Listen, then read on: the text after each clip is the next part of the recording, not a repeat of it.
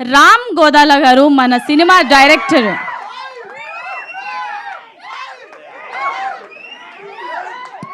Sir ఒక్క నిమిషం ఇటు వచ్చేయండి. ఇప్పుడు చెప్పండి, మీకు ఎప్పుడు అనిపించింది ఓ భామ అయ్యో రామ?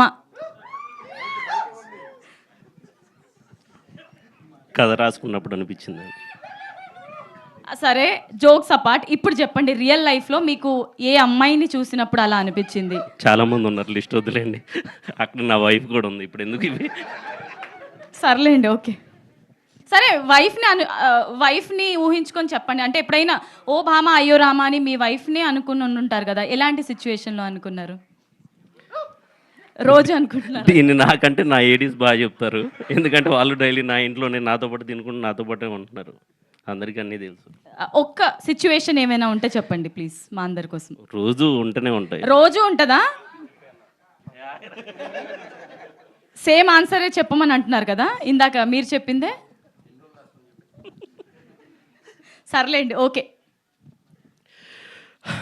ఓకే అండి, మీడియా మిత్రులందరికీ థ్యాంక్ యూ సో మచ్ ఇక్కడికి వచ్చినందుకు. ఎందుకంటే ఒక సినిమా అనేది జనంలోకి వెళ్ళాలన్నా, ఒక సినిమాకి అంటే అది చిన్న సినిమా పెద్ద సినిమా తేడా లేకుండా జనంలోకి, అంటే మంచి సినిమా అయితే జనంలోకి తీసుకెళ్ళేది ఫస్ట్ మీడియానే. వాళ్ళందరికీ థ్యాంక్ యూ సో మచ్ ఇక్కడికి వచ్చినందుకు.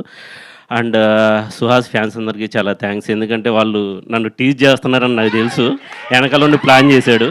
సరే, థ్యాంక్ యూ. అండ్ ప్రతి ఒక్కరికి ఒక కళ ఉంటుంది, సినిమా తీయాలి, మంచి నా పేరు స్క్రీన్ మీద కనపడాలి అని. అది తొందరలో నా కళ నెరవేరబోతుంది. దానికి ఫస్ట్ థ్యాంక్స్ చెప్పాలనుకునేది సుహాస్కి, ఎందుకంటే ఈ కథ తను ఓకే చేయడం వల్లే ఈరోజు నేను ఇక్కడ ఉన్నాను. Thank you so much darling.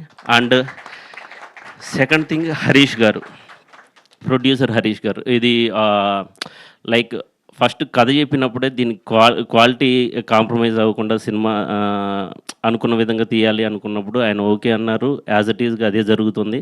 Thank you so much Harish గారు. నేను ముద్దుగా హరీష్ అంకుల్ అని పిలుస్తుంటాను. Thank you. ఈరోజు ఈ ప్రోడక్ట్ ఇలా ఉండటానికి రీజన్ మీరే. And thank you Pradeep darling, thank you so much. నువ్వు కూడా ఒక రీజన్ ఈరోజు నేను ఇక్కడ ఉండటానికి. అండ్ నెక్స్ట్ నా టెక్నీషియన్స్ అండి, మనీ సార్. ఫస్ట్ ఈ స్టోరీ చెప్పింది సుహాస్ ఓకే చేశాక నేను మనీ సార్కి చెప్పాను, హిట్ వన్ హిందీ జరిగేటప్పుడు. బట్ నాకు ఒక బ్యూటిఫుల్ లవ్ స్టోరీ తీస్తున్నాను సార్, నాకు ఒక కలర్ టోన్లో కావాలి అని చెప్పినప్పుడు ఆయన ఇమీడియట్గా ఓకే చేసి, ఆయన చాలా పెద్ద పెద్ద సినిమాలు చేస్తున్నారు, ఆ టైంలో కూడా ఈ సినిమా చేసినందుకు చాలా thank you so much money sir. And Radan, second thing, ఒక లవ్ స్టోరీకి మ్యూజిక్ అనేది చాలా ఇంపార్టెంట్. ఈ టైంలో ఎట్ ప్రజెంట్ ఒక సాంగ్ 2 సాంగ్స్ చాలా బాగుంటే సినిమాకి వెళ్ళిపోతున్నారు. నా సినిమాలో 6 సాంగ్స్ చాలా మంచి సాంగ్స్ ఇచ్చాడు రదన్ గారు, చాలా థ్యాంక్ యూ సో మచ్ అండి.